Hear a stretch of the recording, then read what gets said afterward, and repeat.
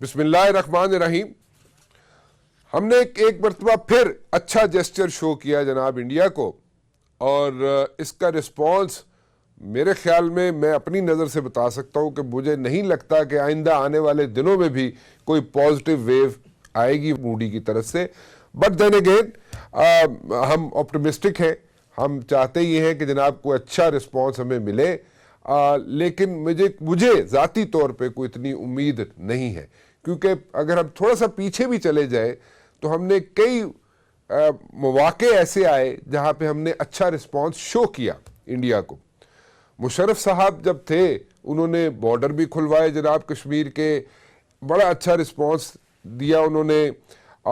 जैसे कि हम अक्सर औकात कहते रहते हैं कि जनाब एक स्टेप आगे आए इंडिया तो हम 10 कदम आगे बढ़ेंगे, बिल्कुल हकीकतन मुशर्रफ साहब ने करके भी दिखाया। लेकिन एज सच मुझे तो कोई इतनी अच्छे रिस्पॉन्स नज़र नहीं आए, मैं हिस्ट्री की बात कर रहा हूँ। लेकिन अब आगे क्या होगा, क्या हमें कोई पॉजिटिव रिस्पॉन्स मिलेगा? ज़रा जहन में एक चीज़ रख लीजिए कि Indian elections are round the corner, और 2 जहाज उसके यहाँ पे गिर चुके हैं जनाब। एक उसका रैकेज गिरा पाकिस्तान के अंदर, एक को जनाब जम्मू के अंदर गिरा, और बड़ी डिफेंसिव पोजीशन है मूडी की अपने मुल्क के अंदर भी। सो इलेक्शन से पहले कोई एडवेंचरिज्म तो शो करने की कोशिश नहीं करेगा मूडी। लेकिन मूडी के लिए एक मेरा पैगाम है, before I go to my guest, मेरे बड़े ऑनरेबल गेस्ट हैं, और I always say this, once a president always a president. General Pervez Musharraf साहब मेरे साथ मौजूद हैं, लेकिन मूडी को एक छोटा सा पैगाम अपनी तरफ से दे दूं, और वो ये है कि जो मूडी पिलो टॉक करता है उसकी भी खबर हमारे पास है। परवेज मुशर्रफ साहब कैसे हैं सर, आप खैरियत से? मैं बिल्कुल खैरियत से हूँ राणा, एब्सोल्युटली फाइन। चलें, that's very good sir. Morale बिल्कुल ठीक है सर? मोराल ठीक, मोराल इज हाई। चलें, that's very good sir, very good sir. एक दफ़ा फिर पॉजिटिव जेस्चर शो कर दिया इमरान खान साहब ने, आर्मी ने। हम टारगेट्स भी लॉक कर देते हैं, फिर उसके बाद हम जनाब उनको टारगेट्स को हिट भी नहीं करती हमारी अफवाज, एयरफोर्स हमारी, और हम उनको लेकिन बता देते हैं कि वी आर कैपेबल इनफ, हमारे अंदर पोटेंशियल भी है, हम कैपेबल भी हैं, and we can do it. But हम करते नहीं हैं, एक वार्न कर देते हैं ज़रूर, और फिर उसमें जनाब वो हमारी तरफ आते भी हैं, उनके जहाज़ भी गिर जाते हैं, फिर हम उनके पायलट भी वापस कर देते हैं। कुछ लोगों का ख्याल ये है बहुत जल्दी वापस कर दिया हमने पायलट वापस उनका इंडिया का, और लेकिन ये भी साथ साथ आवाज़ें आती है कि चाहे इंडियन मीडिया हो या इंडियन गवर्नमेंट हो, वो फिर भी कोई पॉजिटिव रिस्पॉन्स नहीं देगा आइंदा आने वाले दिनों पे। How do you take it? हाँ, इसको दिस इज ऑनगोइंग डिबेट कि हमें इंडिया क्लेम करता है हमें उन्होंने डरा के धमका कर रिलीज करा लिया पायलट को जी, और हम समझते हैं कि हमने एक बड़ा मैग्नानिमस जेस्चर दिखाया है।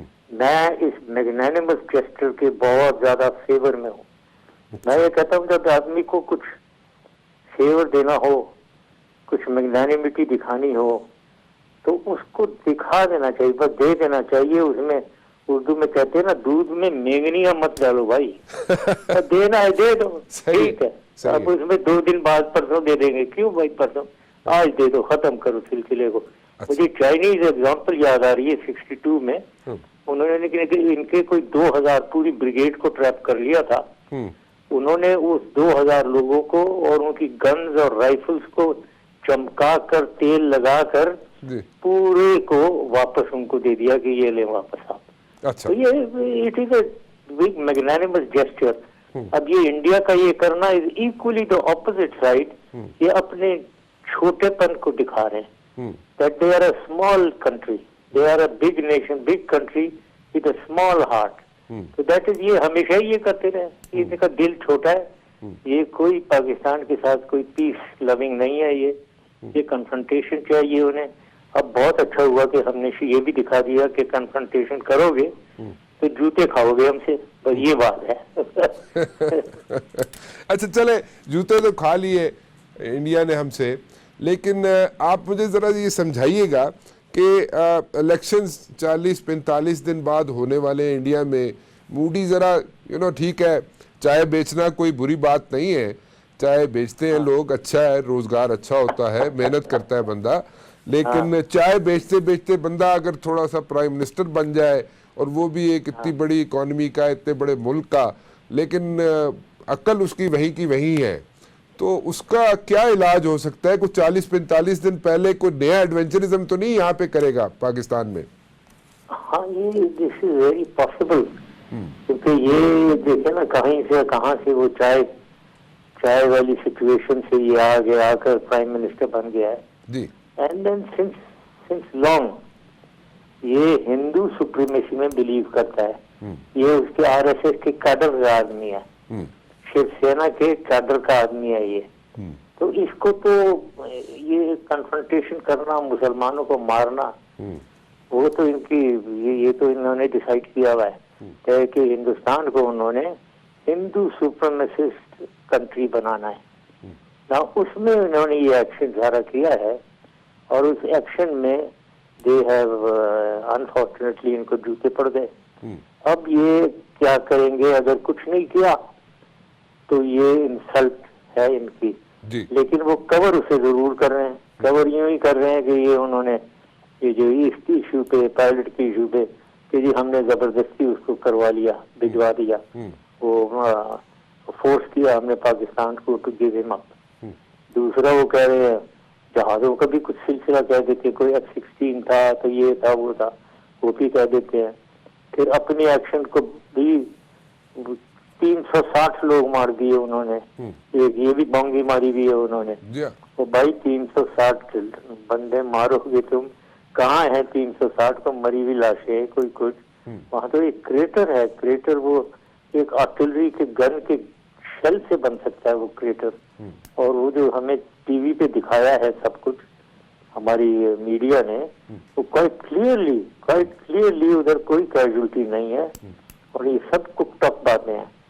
तो ये सारी चीजें ये इनकी अनफॉर्चुनेटली इनका ये एजेंडा हो गया है कि पाकिस्तान को लेट डाउन करना और पाकिस्तान को एक लिहाज से शिकस्त देना और टीचिंग देम अ लेसन। तो ये चीज चलेगी नहीं अनफॉर्चुनेटली।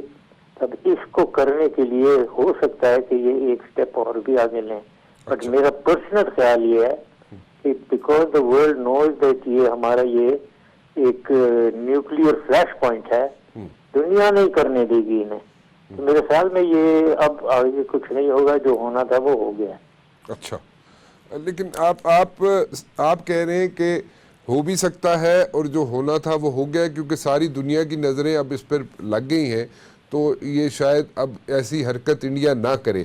लेकिन क्या ऐसा पॉसिबल है जनरल साहब के लाइन ऑफ कंट्रोल पे कोई ना कोई इशू क्रिएट कर दे ये इलेक्शन से पहले मूडी?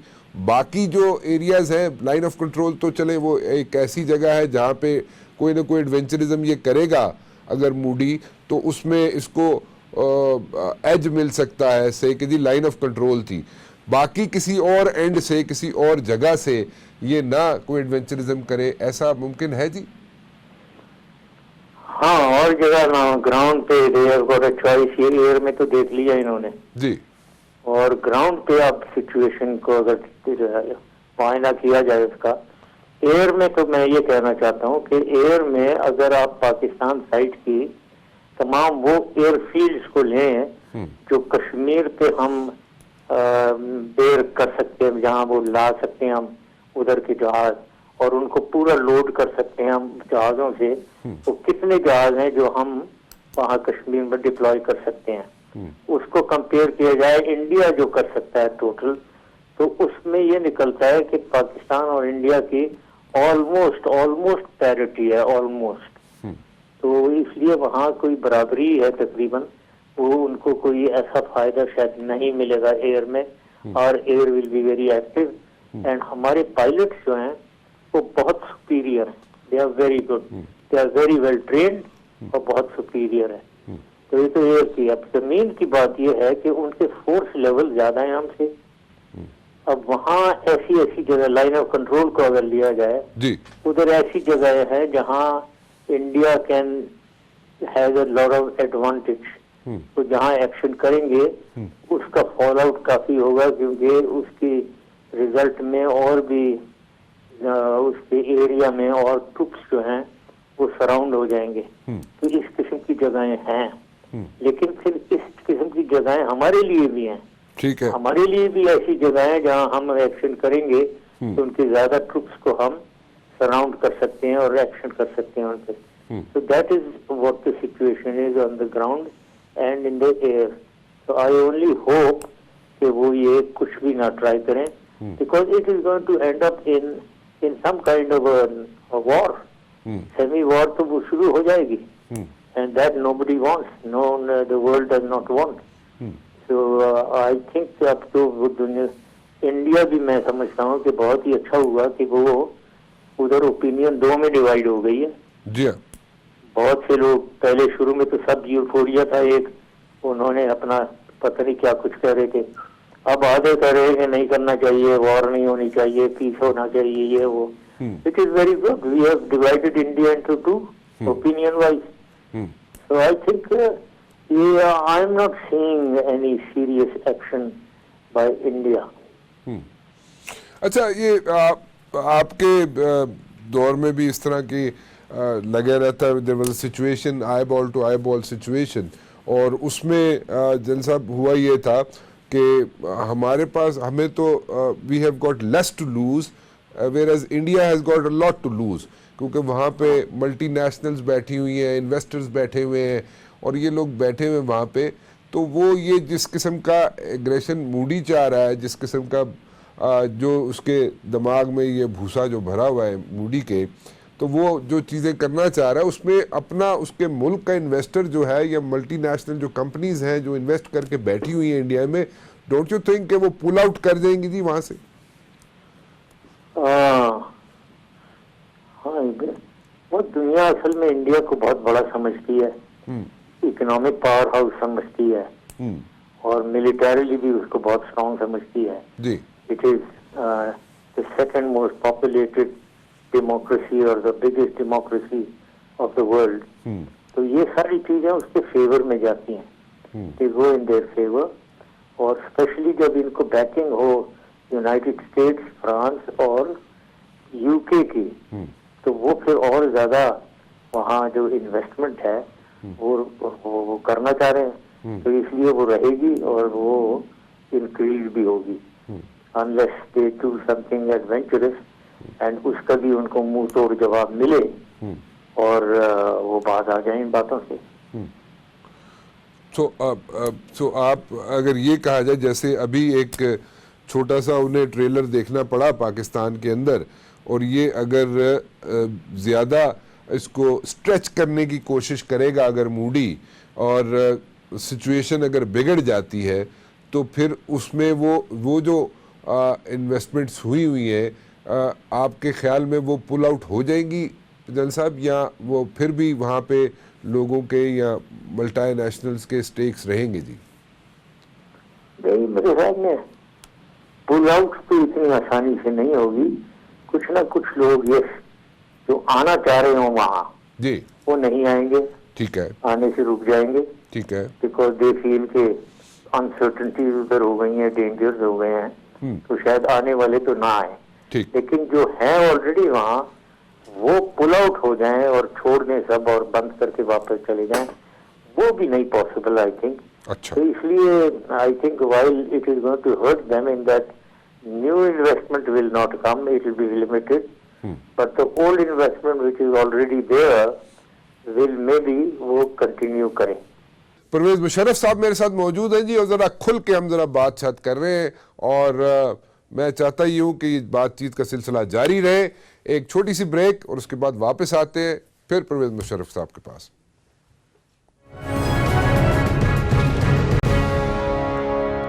परवेज मुशर्रफ साहब मेरे साथ मौजूद हैं और हम बातचीत का सिलसिला जारी रखेंगे। एक नया ऑपरेशन इन्होंने LOC पे इंडियन में, ये आपके साथ शेयर कर रहा हूँ, इट्स नॉट पब्लिक येट, वो ये शेयर कर रहा हूँ कि इंडिया ने, जैसे मैंने पहले आपसे जिक्र किया शो शुरू होने से पहले, कि जो मूडी की पिलो टॉक है वो भी हमारे तक पहुँच जाती है, तो इसीलिए ये पिलो टॉक का ये एक सेंटेंस है जो मैं आपके साथ शेयर कर रहा हूँ मूडी का, कि एक तो सर्जिकल स्ट्राइक की बात करता है ना मूडी कि जनाब सर्जिकल स्ट्राइक करूंगा एयर सपोर्ट के साथ और ये और वो। एक सर्जिकल स्ट्राइक वो एक नया उसने एक प्लान किया है LOC पे, और वो मतलब कुछ ऐसे हिंदुस्तानी फौजी तैयार किए जिनकी सर्कमसिजन हुई हुई है, सो वो उनको लेके आगे ला रहा है। सो इस सिचुएशन में क्या समझते हैं, क्या इट्स लाइक कैसा टैक्टिक है ये? हाँ, मतलब ये चीजें हैं, लेकिन हमारे पास भी बड़े हरबे हैं। मतलब दे शुड रियलाइज, हमने पहले भी ट्राई किए हुए हैं। इनको पता है, इनको पता होना चाहिए कि ईस्ट पंजाब पाकिस्तानी जो है, सिख जो है जी, वो इनके खिलाफ हैं अब जी, दे आर अगेंस्ट इंडिया जी, तो एक तो वो है, कश्मीरी तो है ही, और बाकी भी असम वगैरह में और ये नक्सलाइट्स और माओइस्ट हैं जो इनको इंटरनली डिस्टर्ब कर सकते हैं। So while they can may be trouble us, we can trouble them in a very very bad way through encouraging all these fifth columnist. अच्छा, चले तो मेरे ख्याल में ये सुन रहे हैं, इनको समझ आ जानी चाहिए। क्या समझते हैं आप जनरल साहब, ये इलेक्शंस के बाद Moody will again make it, क्योंकि जो जिस तरीके से अगर देखा जाए तो कांग्रेस ने एज सच वहाँ पे कोई स्ट्रॉन्ग किस्म के बंदे पिच अभी तक नहीं कर सका, तो ठीक है डिफिकल्टीज होंगी, लेकिन do you think Modi can make it once again जी? मेक इट क्या, गेट इलेक्टेड? और जी इलेक्टेड जी, गेट इलेक्टेड जी। मेरे ख्याल में तो बड़ा अनपॉपुलर हो गया है। अच्छा, मेरे ख्याल में on the other side Congress में सोनिया गांधी और has become all of a sudden risen to a very big stature, तो उधर वहाँ वो पॉपुलर हो रही है। तो इंदिरा गांधी वो ये Congress is actually benefiting from all this. अब ये दोबारा इससे भी वो बेनिफिट लेंगे, पूरी तरीके से लेंगे, और राइट भी है उनका कि वो बेनिफिट लें। राहुल गांधी और सोनिया गांधी कंबाइन करके I think they will not allow BJP और Modi to win in the next election. General साहब एक बात बताएं कि थोड़ा मैं OIC की तरफ आना चाहूंगा। मतलब आई पर्सनली थिंक कि OIC is a paper tiger, आपका क्या ख्याल है इसके बारे में? Yes, at the moment, yes, indeed, OIC का ये तक नहीं पता who is the Secretary General, and so I would tend to agree. लेकिन जहाँ तक कि ये अभी जो कश्मकश हो रही है कि what to do about it, ये जो अभी जिसमें हम फंस गए हैं प्रॉब्लम में, मैं उसमें ये समझता हूँ कि पहले तो देखना चाहिए कि ये UAE ने इनवाइट किया है उन्हें, अबू धाबी में ये गेस्ट ऑफ ऑनर बनाया है उन्होंने OIC सुषमा को। What promise did we give to them in this regard? हमने क्या, उन्होंने हमसे पहले बात की थी और हमने एग्री किया था कि इनको बना दें आप। अगर ये बात है तो हमें बिल्कुल बैकआउट नहीं करना चाहिए, this must continue. We have once एक दफा जबान दे दी तो जबान दे दी और बस उस पे रहना चाहिए। दूसरी चीज ये है कि उन्होंने नहीं कहा था हमसे और वो ऑन देयर ओन ये कुछ कर रहे हैं। Now, अगर that is the case then it is open to discussion, और उसमें I would say that we should take them into confidence, our observations against Indians, and उधर room for and going back is very much there, that we don't agree with their being nominated as the chief guest in OIC. Otherwise also in the present state, OIC, I will agree with you, is a totally impotent organization. बिल्कुल ठीक, बिल्कुल ठीक। अच्छा एक और चीज़ समझाएं, मुझे ऐसे लग रहा है ये सारा जो इंसिडेंट हुआ अभी उसमें जो इमरान खान का जो रोल है, जो आर्म्ड फोर्सेस का रोल है, उसको, और जो हमारी नेशन है, मतलब एक हमें पहली दफ़ा बड़े अरसे के बाद नजर, पहली मरतबा तो नहीं खैर, बड़े अरसे के बाद हमें पता चला कि वी आर अ नेशन। हम लोग, मीडिया हमारा, हमारे लोग, हमारी आर्म्ड फोर्सेस, हमारे पॉलिटिशियंस, चाहे वो अपोजिशन में हो, वो सब एक पेज पे थे। और इन सब को, whereas on the other end आप देख सकते हैं, आपने उसकी निशानदेही भी की कि इंडिया में तो एक एक सामने एक नज़र आ रहा है कि जनाब नूडी के ख़िलाफ़ है अपोजिशन भी एंड ऑल दो स्टफ। सो इस पे हमारी एंड पे जो ये इतना बड़ा प्लस पॉइंट है, जो प्रॉबेबली मेरे ख्याल में for the days to come और द ईयर्स टू कम ये इंडिया के लिए एक शौक होगा कि प्रॉबेबली वो समझ रहा था कि शायद यहाँ पे एक मुख्तलिफ़ किस्म की आवाज़ें आएंगी, वो उसको आवाज़ें नज़र नहीं आई। मैं इस पर आपका एक कमेंट चाहूँगा जनरल साहब, लेकिन एक कंपल्शन है, छोटी सी ब्रेक ले लूँ, ब्रेक के बाद वापस आता हूँ, तो इस पर आप ज़रा कमेंट कीजिएगा। जी जनरल साहब, ब्रेक पे जाने से पहले मैंने आपसे जिक्र किया था कि हमारे माशाल्लाह टचवुड हमारा मुल्क जो है, हमारे सियासतदान, हमारी आर्म्ड फोर्सेस, हमारा मीडिया, हम सब लोग एक पेज पे हैं when it came to like the strikes, जो इंडिया ने जो स्ट्राइक्स की। डोंट यू थिंक कि ये एक मैसेज है, बड़ा क्लियर मैसेज है, बड़ा स्ट्रॉन्ग मैसेज है इंडिया के लिए, कि प्रोबेबली वो समझ रहा था और सोच रहा था कि उसने अपने इंटेलिजेंस आउटफिट्स के ज़रिए यहाँ पे कोई एक रिफ्ट पैदा करवा सकता है अगर ऐसा कोई मौका है तो उसको, लेकिन मेरे ख्याल में बड़ी डिसअपॉइंटमेंट हुई है। Don't you think so? Yes, बिल्कुल बिल्कुल है, डिसअपॉइंटमेंट उन्हें हुई होगी। और I think we should take full advantage of this disadvantage that they have suffered and the upper hand that we have gained through this incident. अब इसको पूरी तरीके से यूटिलाइज करके टू आवर एडवांटेज, हमें एक तो इंडिया के साथ हमारा जो रवैया है उसमें तब्दीली आनी चाहिए। We should not act small, we must know that we are also big and we can respond to them. दूसरा, दुनिया में इसकी जो मुल्क हैं उधर भी हमें अपनी पॉइंट ऑफ व्यू को फैलाना चाहिए और उनको we should try to gain their sympathy towards us also. तो ये बड़ा काम है, ये डिप्लोमेसी जो है, इसको वो कहते हैं ना exterior manoeuvre. Exterior manoeuvre is extremely important at this time to